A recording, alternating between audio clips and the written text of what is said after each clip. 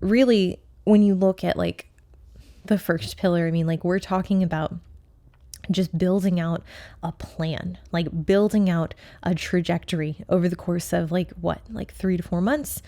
And without that timeline being designed, I mean, you really are just guessing. Now, why is this an issue? Why shouldn't you just guess? Especially when we're talking about someone who has a lot of weight to lose. So if you are that person who has 20, 25 pounds to lose, not planning in advance, gosh, that's just a quick way to put you in a position where you do have to take extreme measures. And you do have to prescribe to these excessive deficits. I mean, like I'm talking over 1,000 calorie deficit a day. I'm probably needing to sustain drops of 1.5 pounds to 2 pounds per week the entire way through. And even then it's like questionable if you're going to be ready on time. This also sets you up to ultimately have a lot of stress. I mean, if you are at all human, you're more than likely going to be stressed out as you get closer to that show because you're not going to know whether you're going to be ready in time. And like going into my show, I very much had concerns around like, should I even get on the plane? Like, is this even worth it? And yeah, on paper, I did well. But I was very much stressed out even up until the night before, the morning of. I'm like, I don't have the confidence that I'm actually as lean as I need to be because this was such a rush. And that ultimately is what we want to avoid. That is the purpose of a timeline, to make the look better. And creating your timeline, it doesn't have to be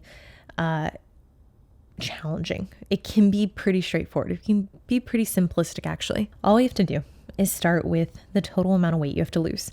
And like I said, if you are someone who has not been stage lean in the past, maybe you do need to overshoot and you need to consider like a 5-pound range lower than what you're aiming for, just so that if you get to that initial target, maybe you're like, okay, this still isn't lean enough, but you still have the wiggle room and you didn't plan to just hit that initial marker. You planned to shoot 5 pounds past that. Now, with that being said, how much weight is acceptable? Like, what's the max? What are we capping it out at? Is like, how much weight in totality can you lose? Really, I'm going to say past like 15%. It starts to get dicey. And it's not to say this is like a hard set in stone rule, but you do need to have some kind of ceiling established because otherwise you would just gain indefinitely and be like, oh, I'll just lose 50 pounds to get on stage. I wouldn't recommend that.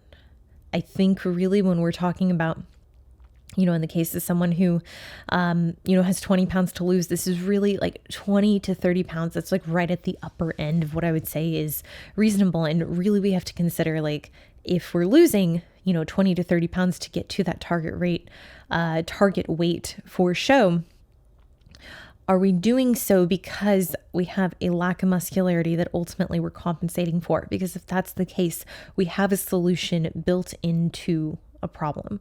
Now, when we talk about duration, how long should you spend dieting?